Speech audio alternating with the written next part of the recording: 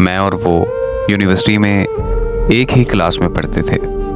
सब ये समझते थे कि हम दोनों रिलेशनशिप में हैं, जबकि ऐसा नहीं था।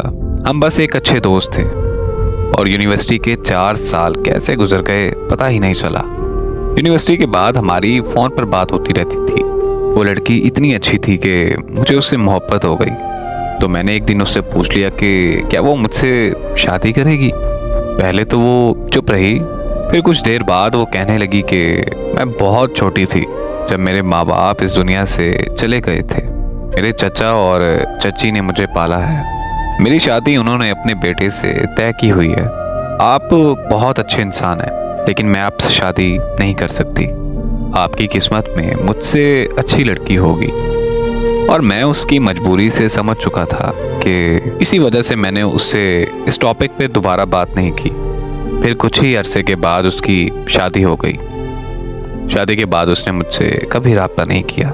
कुछ महीनों बाद मैं भी उसे भूल गया और एमएस करने के लिए अमेरिका चला गया।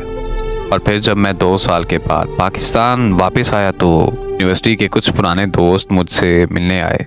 उन्होंने मुझसे महविश का जिक्र किया तो मुझे उससे मिलने की चाहत होने लगी।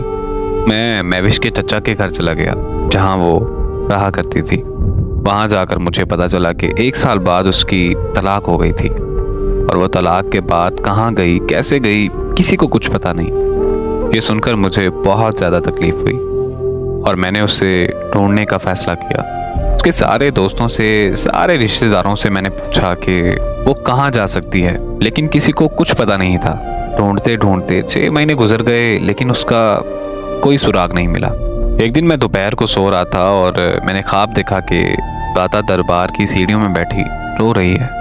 मैं ख्वाब से जागते ही दाता दरबार की तरफ निकल पड़ा। वहाँ पहुँचकर उसे इधर उधर तलाश किया, लेकिन वो नहीं मिली। फिर मेरी वहाँ मुलाकात एक दरवेश से हुई। मैंने उस दरवेश को सारी बात बताई तो उसने कहा कि क्या तुम महविश को ढूंढ रहे हो और क्या तुम्हारा नाम हमजा है। मैं उस दरवेश की बात सुनकर बहुत ज़्यादा हैरान हो गया, क्योंकि मैंने उसे अपना और महविश का नाम नहीं बताया था। उस दरवेश ने बताया कि महविश यहाँ रोज़ आती थी और घंटों दरबार की सीढ़ियों में बैठी रोती रहती थी। एक दिन मैंने उससे पूछा कि क्या इस दुनिया में तुम्हारा कोई अपना नहीं है, तो उसकी ज़बान पर पहला लफ्ज़, पहला नाम हमजा था। मैं उस दरवेश की बात सुनकर बहुत ज़्यादा रोने लगा। फिर मैंने उस दरवेश से पूछा कि बाबा जी क्या आपको उसका पता है। तो बाबा जी ने कहा कि हाँ मुझे पता है, चलो तुम्हें ले चलो। बाबा जी मुझे एक कब्रिस्तान, एक कब्र पर ले गए और उस कब्र पर महविश का नाम देखकर मेरी रूह कांप गई। महविश का ऐसे दुनिया से चले जाना मेरी दुनिया का सबसे बड़ा रोग है।